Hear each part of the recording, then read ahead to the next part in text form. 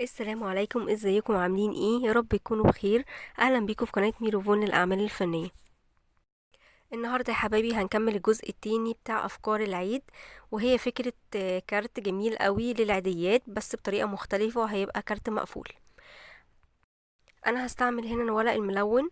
هجيب قطعتين قد بعض بالظبط زي ما احنا شايفين، وبعد كده هنتنيهم، هنحطهم فوق بعض، وهنتني حوالي نص سنتي او سنتي من الحروف بتاعتها كده لجوه.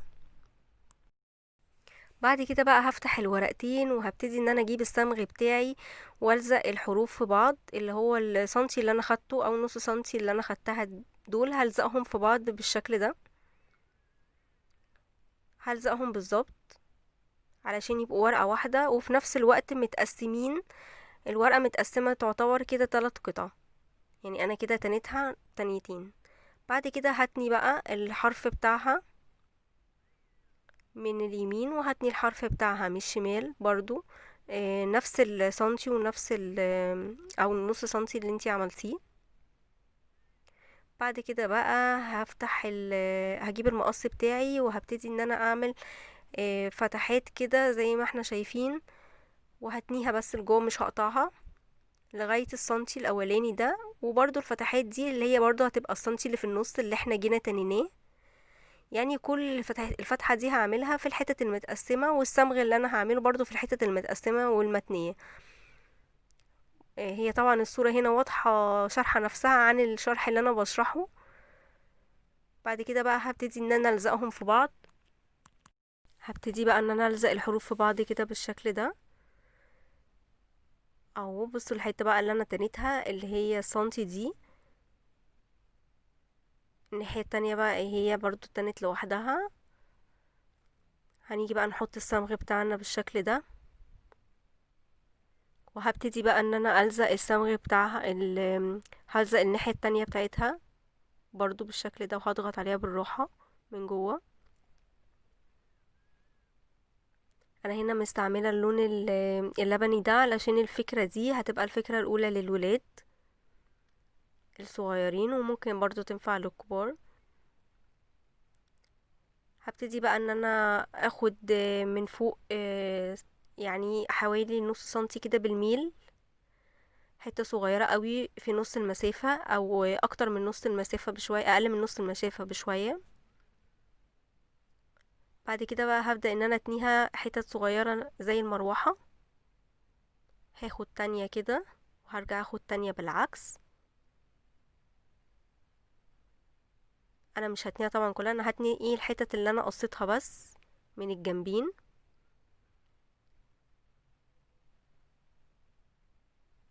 طريقتها سهلة جدا، وتقدري ان انتي تعمليها وتعملي منها كميات في البيت. بعد كده اهو بصوا بقى بقت عاملة زي المروحة. بعد كده بقى هجيب القلم الرصاص وهعلم علامة في النص بالظبط. وهجيب بقى الخرامة عندي، او انتي لو عندك اي حاجة تانية تقدري انتي تخرمي بيها الورق ده، بتخرميه عادي. هتنيه بالشكل ده، وهاخد هحطه في الخرامة بقى نص دايرة كده، علشان لما اجي افتحها هتبقى دايرة كاملة. اهو كده بقت دايرة كاملة. وبعد كده بقى هجيب عندي شريط ساتين رفيع خالص، هبتدي ان انا بقى ادخله بالطريقة دي، وهربطه ربطة واحدة بس من فوق. هخلي حتة صغيرة قوي هي اللي باينة على قد ما احنا نعرف ان احنا نربطه. هبتدي بقى ان انا اربطه ربطة واحدة بس. وبعد كده هجيب المقص بقى بتاعي واقص الحتة الزيادة دي. بعد كده بقى عشان ما تتنسلش مننا هحرقها بس بسيط بالولاعة، ونخلي بالنا طبعا. وبعد كده هبتدي بقى ان انا افتح الفيونكة بتاعتها دي كده. بصوا بقى شكل العلبة بقى بقت جميلة قوي. الفكرة الاولى معانا بقى للبوكس ده هنجيب هنعمله اول حاجة للولاد. هنجيب بقى ورقة بيضة، وهنبتدي ان احنا ناخد المربع، نقيس المربع الاولاني ده، هنتنيها تنيتين زي ما احنا تنيها هنا. وبعد كده هتنيها مثلث. بعد كده بقى هرسم زي نص دايرة فيها، وهبتدي ان انا اقص نص دايرة ده بالمقص عشان لما افتحها تديني وردة. بصوا عطتني بقى ايه شكل وردة جميل قوي، بقت على مقاس العلبة بالظبط. هبتدي بقى ان انا اشتغل في الوردة دي، لان الوردة دي انا هحطها على فوم ابيض.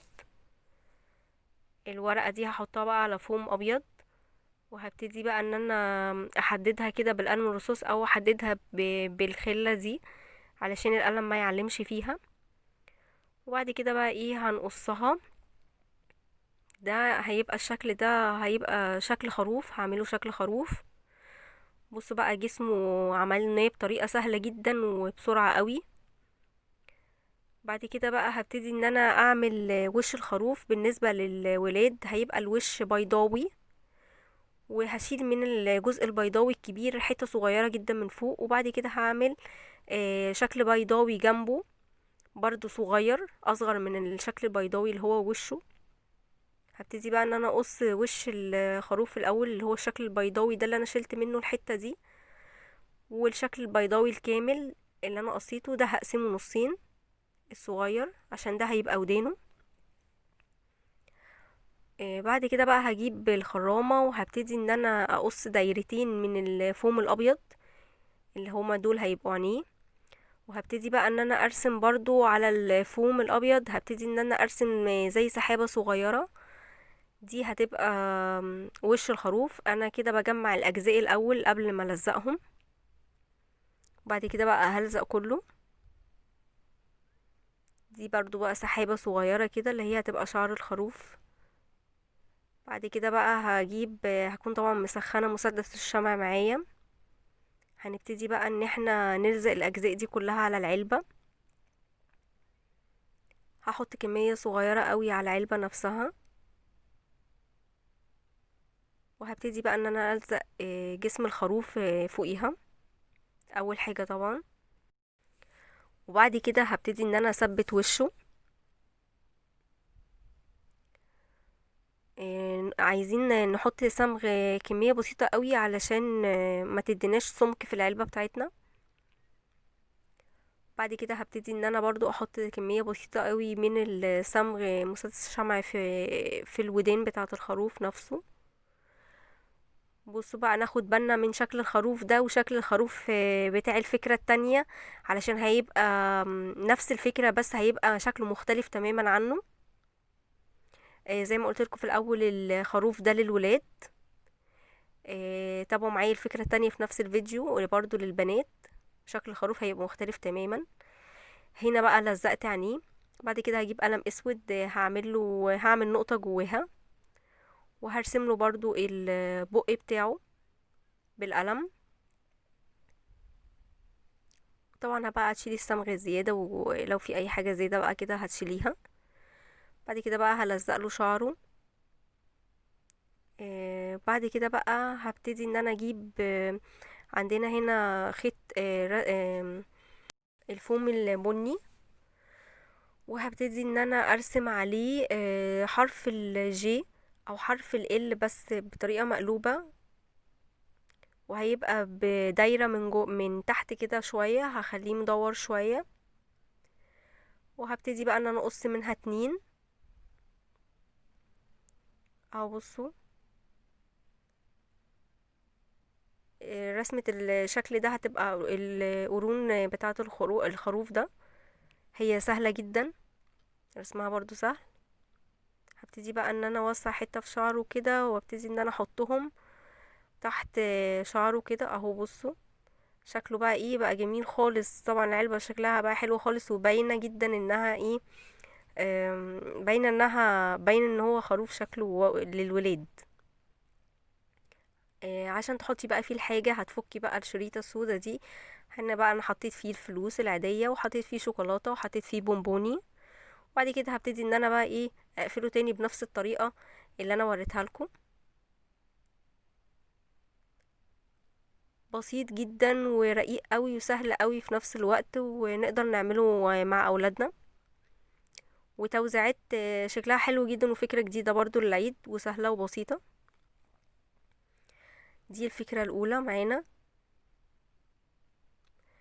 الفكرة التانية بقى نفس الفكرة الاولى بالظبط، هعمل نفس العلبة بس بلون بينك. وهعمل نفس جسم الخروف بنفس الطريقة، وهقصله برضو عينيه بنفس الطريقة. الاختلاف بقى هيكون هنا في وش الخروف نفسه. المرة اللي فاتت عملنا بيضاوي، المرة دي هنعمل دايرة. هعمل دايرة كاملة كبيرة، وهعمل دايرة صغيرة أصغر منها شوية. هقص بقى الدايرتين دول بتوعي. الدايرة الكبيرة دي اللي هي هتبقى وش الخروف، والدايرة الصغيرة دي هتبقى ودانه. بصوا بقى انا حاطه لكم الفكرة الاولانية جنب الفكرة التانية عشان تقارنوا ما بين وشهم. برضو الدايرة الصغيرة هقسمها نصين عشان دي هتبقى ودان الخروف بتاعي. بصوا بقى لما هنيجي نلزقه الحاجات دي هيبان جدا الشكل بتاعه. بالنسبة بقى لشعر الخروف ده، انا المرة اللي فاتت عملت هنا سحابة مرة واحدة، هنا هعمل 3 صغيرين قوي جنب بعض. مش هعمل لها شعرها كله سحابة واحدة زي الخروف الاولاني. او لو حابين تعملوه سحابة واحدة ما فيش مشكلة. زي ما تحبوا، برضو الاشكال دي بتبقى برضو على حسب ذوقك، او على حسب انتي تقدري ان انتي تفنني فيها زي ما انتي عايزة. بس انا بحاول اكتر ان انا اغير في شكله عشان يديني فرق ما بين شكل خروف الولد وشكل خروف البنت. زي ما احنا هنشوف في الاخر الشكل هيطلع مختلف تماما. قصيت بقى هنا التلات اشكال دول اللي هما شكل كده كروكي سحابة، او زي شكل دواير كده بتلزقيهم في بعض بتديكي الشكل ده. وبعد كده بقى هجيب ورق بينك كده خفيف، هبتدي برضو ان انا او فوم. هبتدي ان انا اعمله 4، هقسمه على 4، وبعد كده هقسمه مثلث، وهعمل فيه النص دايرة زي ما عملت في الجسم الخروف في الاول. هقص نص دايرة، بس ايه هي بقينا قص صغير جدا عشان دي هتبقى التوكة بتاعة الخروف. وبعد كده بقى ايه هفتحها، هتبقى وردة صغيرة زي ما عملنا في الجسم الخروف في الاول.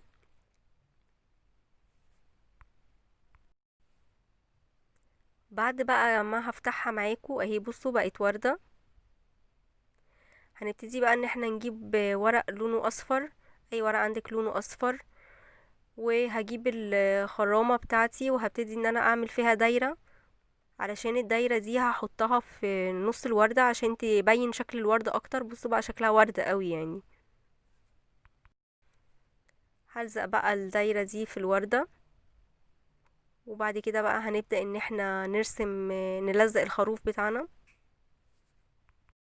هحط نقطة صمغ برضو صغيرة جدا، وهلزق جسم الخروف الاول، وبعد كده هلزق الدايرة الكبيرة، وبعد كده هبتدي ان انا الزق الودين. بس اول ما هلزق الودين بقى هيبان الفرق خالص ما بين ده وده. بصوا بقى الودان مختلفة تماما، صغيرة وعلى شكل دايرة مش على شكل بيضاوي. باينة قوي ان هي دي للبنات، وباينة ان ده للولاد. بعد كده بقى هبتدي ان انا الزق شعرها، هلزق التلاتة كده جنب بعض. وبرضو بقى هحط لها نفس العينين.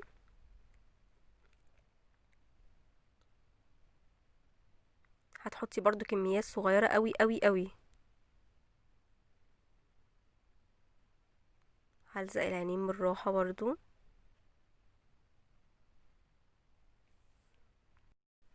وبعد كده بقى هجيب القلم الاسود وهبتدي ان انا ارسم لها النني بتاعها بالاسود كده، وهعمل لها زي، وهحط بقى التوكة. وبعد كده بقى هبتدي ان انا ارسم لها بقى بقها، وهعمل لها زي رموش برضو تبقى باينة قوي. هي ممكن ما تكونش باينة في الكاميرا قوي، بس هي لما هتعملوها بالقلم هتبقى باينة. عملت لها البق وعملت لها رموش. بصوا شكلهم بقى ايه بقى، باين قوي ان هو مختلف. هنا بقى هجيب شريطة بيضة، ستان ابيض. يعني في الولاد حطيت ستان اسود، او ممكن تحطي ازرق او بني. هنا بقى انا عملتها شريطة بيضة علشان تبان. لو انا مرضيتش احط شريطة بينك عشان الشريطة تبان، لان العلبة نفسها بينك وشكلها الصراحة تحفة وجميل قوي، عجبني جدا.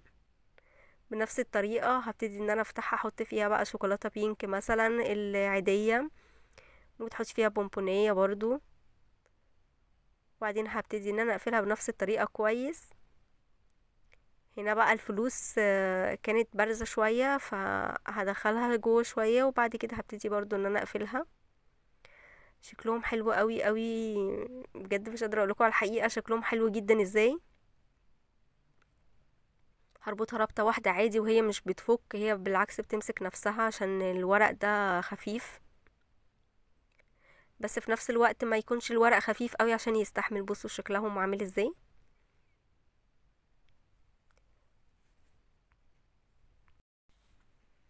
الفكرة التالتة بقى معانا، الفكرة دي للكبار. هي بنفس الطريقة بتاعة البوكس، بس هنا هعمل ممكن تعملي فتحتين فيه، علشان طريقة اللف بتاعته هتبقى مختلفة. بعد كده بقى هتجيبي الورق ده هتطبعيه، بيبقى مكتوب عليه عيد مبارك او عيد اضحى مبارك. هتبتدي بقى ان انا هقص الورق ده من بعضه. الورق ده هتطبعيه عادي في اي سايبر، او هتطبعيه في لو عندك مطبعة، حسب المكان بقى اللي انت هتكوني فيه. هبتدي بقى ان انا اقص بقى الورق ده من بعضه. انا عملت هنا زي شرشرة على الحرف بالمقص، على الحرفين بس، والحرفين التانيين سبتهم زي ما هما. بعد كده بقى هشوف انهي واحدة اللي هتبقى مقاسها، وانهي واحدة اللي هتبقى رايقة على على اللون اللبني ده. انا لقيت دي فيها كلمة فيها لبني، فحسيت ان هي لايقة قوي عليها. هرجع بقى اجيبها من الاول واحطها تاني. هبتدي بقى ان انا اجيب اللزق بتاعي عادي خالص، وهبتدي ان انا الزق الورقة دي. عندك اي نوع لزق تاني ممكن تحطيه، بس اللزق ده فعلا بيلزق الورق حلو قوي، وفي نفس الوقت مش بيعمل كتل ولا حاجة، بيبقى خفيف وبينشف بسرعة. هبتدي بقى اهو اللي انا الزقها معاكم. الفكرة دي زي ما قلنا للكبار، الفكرة اللون اللبني ده للولاد، وممكن تعملي بقى اللون البينك ده، هتحطي برضو عليه نفس الحاجة وتشوفي اللي رايق عليه ايه، هتبقى للبنات. انا هعمل لكم للولاد بس، وطبعا الفكرة للبنات انا هتطلع لكم عشان بس الفيديو ايه كده ما يطولش عليكم اكتر من كده. هبتدي بقى ان انا اجيب الشريطة دي، عجبتني قوي، فيها لونها لبني وفيها زي نقط بيضة كده. هدخلها في بالطريقة دي في الخرم الاول، وبعد كده هرجع احطها في الخرم التاني، وهلفها بقى من ورا. وبعد كده بقى هبتدي ان انا اقوم لفاها لفة عادية، لفة عادية واحدة بس كده، هتبقى برضو ماسكة نفسها، وهقص الزيادة. انا عملتها كده اللفة دي عشان تديني شكل اكتر من قدام، علشان ما تبقاش الشكل من قدام سادة خالص، تبقى فيه زي فيونكاية برضو كده شكلها حلو. وبكده نكون احنا خلصنا افكارنا النهاردة. ويا رب يكون فيديو النهاردة عجبكم، والسلام عليكم ورحمة الله وبركاته.